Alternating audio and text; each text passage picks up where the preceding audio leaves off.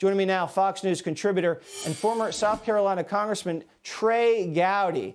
Congressman, that's huge. If they can get this through Congress and you can allow American citizens to file litigation against the communist Chinese, that's a game changer. What do you think the chances are that that happens? In this political environment, they'd be really good. And, Tommy and Dan are to be commended. We need a change in the law because of the Sovereign Immunities Act, which makes it almost impossible to sue other countries in U.S. District Court.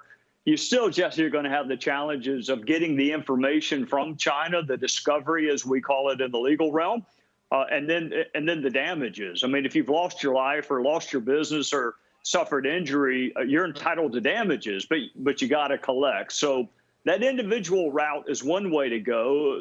There's also a need, a responsibility for the world to hold China accountable. I mean, if you cannot warn other countries that a pandemic has been unleashed, you have no business being a leader on the world stage. So there's the individual, there's the world, and then there's what our country can do. And I think where we can hit them the hardest there is to ostracize them, but also to reclaim our manufacturing, reclaim our pharmaceutical manufacturing in particular. There are lots of ways we can hold China accountable.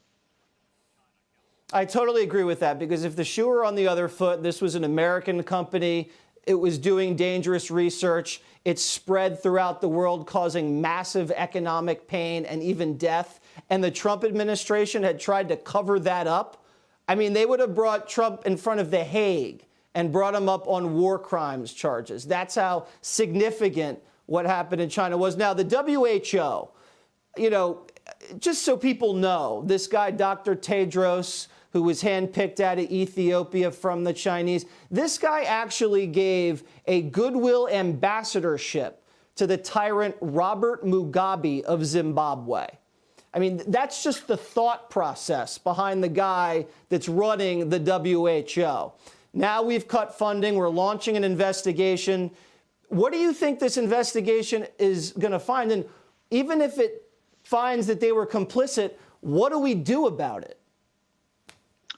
Well, they have a $4 billion budget, and we contribute a lot of that money. So, we can and should cut off the money. I think there ought to be an entity that kind of coordinates pandemics. But let's look at the WHO and their track record from the inception of this virus. They first told us that it could not be transmitted human to human. Then they told us we didn't need face masks. Jesse, I made a D in my last science class. You don't need to give me $4 billion to tell you exactly the wrong information. I'll do it. I'll do it for free. And then on the heels of telling us it couldn't be transmitted, then they gave us this stellar piece of advice. If you're going to sneeze, don't sneeze on someone or sneeze into your elbow. That's what we got for $4 billion. Two things that are wrong and one thing that our moms told us. Wow. That's an expensive piece of advice. All right. Trey Gowdy, thank you very much.